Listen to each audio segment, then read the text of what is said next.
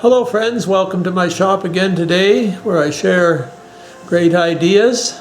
The first bandsaw box I made had a unique way of doing it. You may have already seen that. If you haven't, go to the previous video.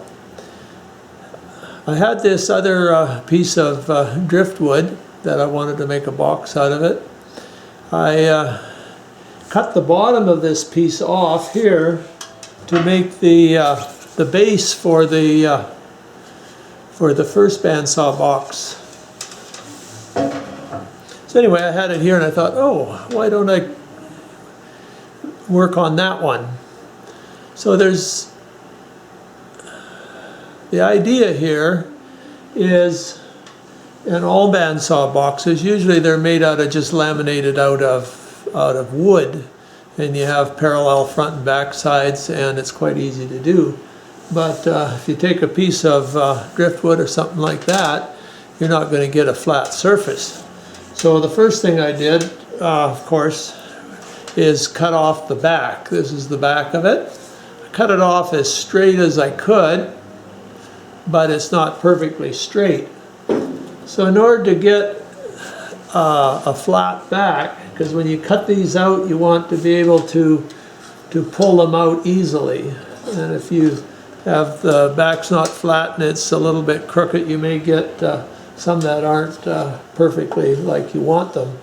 So what I did here was I just took a piece of plywood and tacked it to the back here with a couple nails. So now you can see the back.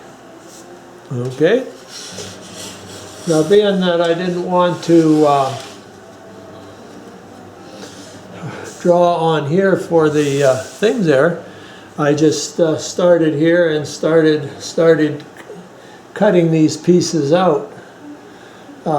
This was a knot here, that's why it's not driftwood style.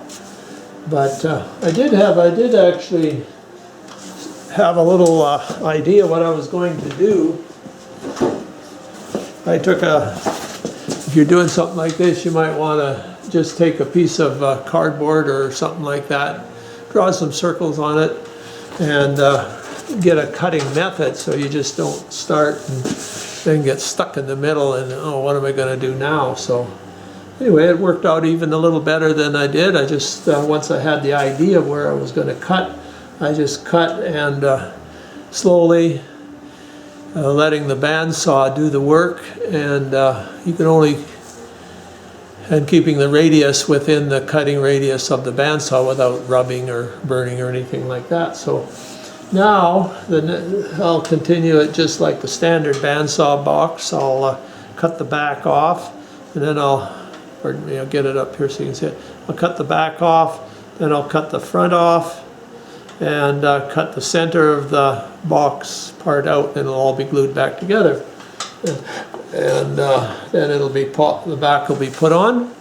And yeah, so anyway, this is so far here. I'll work on it here and show you what I did next. And okay, I've got one drawer cut out here. I'll just want to show you this right now. Because you don't want to make a mistake when you do this. So this is about one that I have to cut out. So you make sure that you have it in there, which one you're taking out, because you can certainly make a mistake here. And mark it the top. And it'd be a good idea to mark it with a back. And then to further emphasis, I'm going to show where I'm going to cut out the drawer there. So this will be cut off, the back will be cut off, the front will be cut off, like I did this one here. So this is a traditional way of making a bandsaw box, is you have that piece that you take out, you cut off the back, you cut off the back, and then you cut off the front piece, and then you cut out the center of your drawer. Then of course the back is glued on, the front's glued on because it all matches. I'm going to take and sand this surface here to make it nice and smooth here. And I probably will, since I have this sander, I'll probably slice this smooth, so I can sand the front and backs of the drawers, so it'll be all nice and even inside there. And then, of course, and then lightly sand the outside. You don't want to take off too much of the outside or of the inside in here, otherwise it will leave a gap there. That'll fit in there. Of course, that'll be the drawer in there, and it'll be back in there, and your front, of course, will fit right in there. So it'll look quite nice there. Anyway, I'll just continue on the rest of these, but making sure that I mark what's the top. The first bandsaw box, I cut one of them upside down, and you don't want to have an upside down drawer for sure. So be really careful if you're got a really nice piece of wood, and you can make a mistake pretty fast if you don't really be careful about which way the drawer is orientated. So I'll just continue on here, and actually I've showed you most of it, so you're probably looking for more of a finished project now. Well, I just thought I'd show you how I cut it out, just in case somebody hasn't done this before. You pretty well have to just hold it. If it's irregular, hold it with your fingers. Try to put a finger underneath so it doesn't rotate. Just check it, and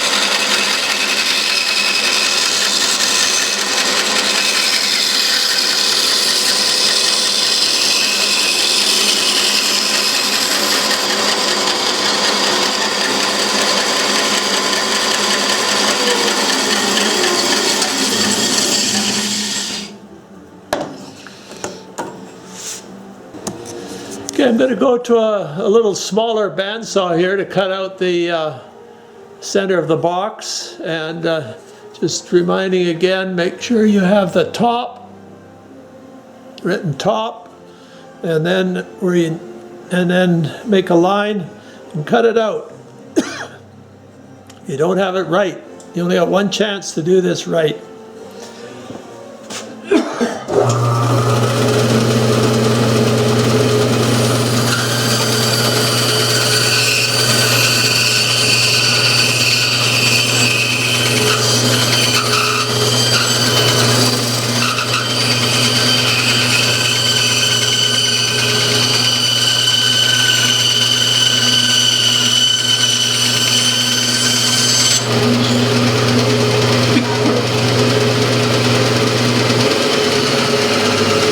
Go. Just the same as the other one. Front goes on this side, back goes on this side on this one. Anyway, I'll just continue and do all of them like that. Well, last night during a Netflix program, I glued all the boxes together. You have to put the glue on, then just hold it with your fingers till it sets up.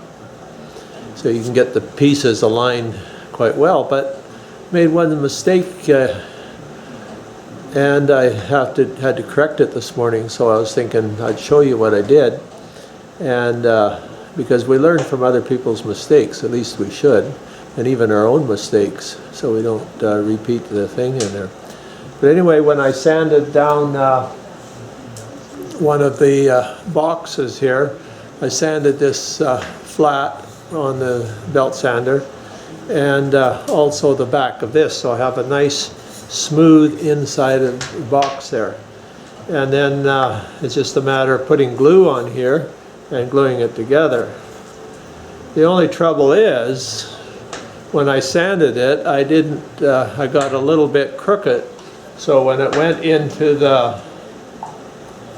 when I put it in, it stuck out a little bit, sort of like that. So, well, oh no. So to correct that, I had to take it on the bandsaw and separate it and then resand it. So if you're building one of these, you should put each box in just with your fingers and hold it and make sure it lines up. And then you won't have to cut it apart and redo it. So anyway, now, so what I do to do this is using some of this Gorilla Glue thing. I've never tried it before.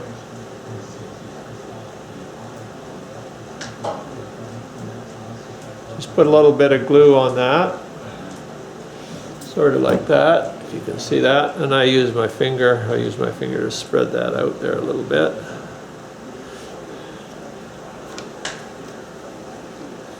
And then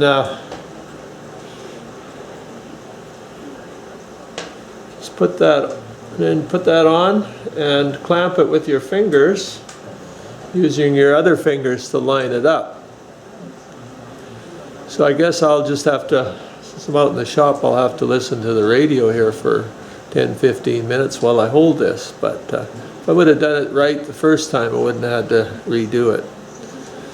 Anyway, I'll get this finished and we'll be pretty much ready to put the back on after this and show you a finished product. Well, here's my finished product, and I'm basically quite pleased with it. First time I've done something like this out of driftwood. I've made one out of just laminated wood, but this came out quite nicely decorated with the driftwood appearance, shape, and color.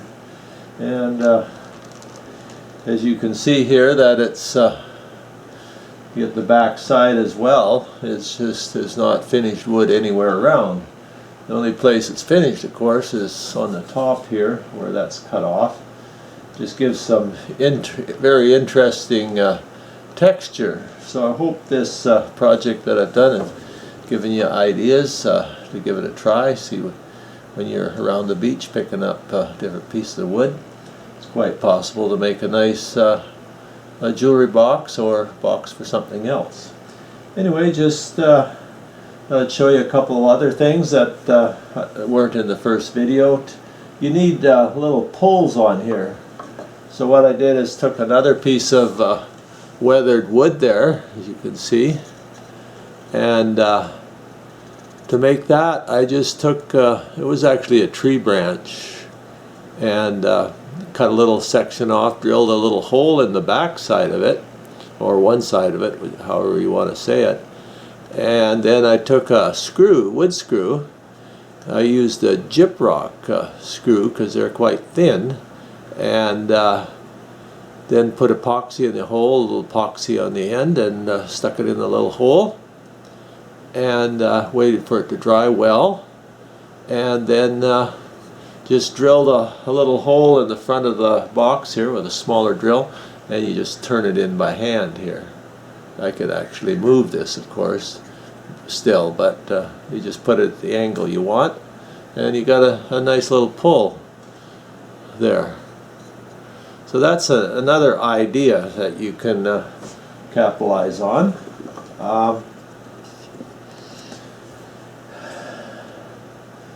So did that on all the drawers, and I'm quite happy with that. Wasn't sure what I was going to do when I started out, but I thought that was a good solution to the problem. Another thing is when you cut this out, you always end up with a gap there, and you don't want it to sag right to the bottom. You like it to be kind of centered. And you can see this in here. I've just taken a piece of tape.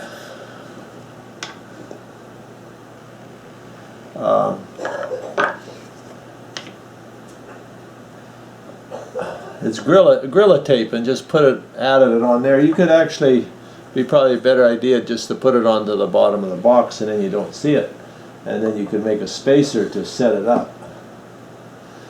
And the other thing that has to be done is, of course, your drawer is going to get a little shorter, so you have to cut a little piece of wood and just glue it to the back. For some reason, when I opened that up, I mustn't have glued it, but because it didn't stick there.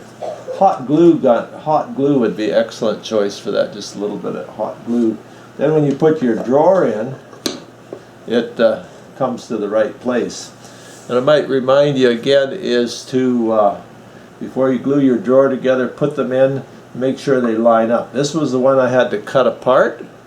Now, the others ones are acceptable, but not as perfect as I like. This one out a little bit on the top. This one's out a little bit on the bottom. And this one's pretty good, and this one's pretty good too. Another thing that I've done is I've taken and put flocking inside the drawers. It's very, very easily to do. This is navy blue. You can get it in all kinds of colors. Super easy to do. And the next video, I will show you how to put the flocking in. And there's a few good ideas there too that you might want to capitalize on if you're doing flocking. So you might want to watch that as well. And just for variety, on this one I changed to a gray color, but it should work out okay. So that's about it, and hope you enjoyed watching this video and the ideas that I've presented, and it'll give you something to think about and maybe give it a good try. So thanks for watching again, and subscribe. I'm sure I'll have more ideas on other types of projects and various things I do.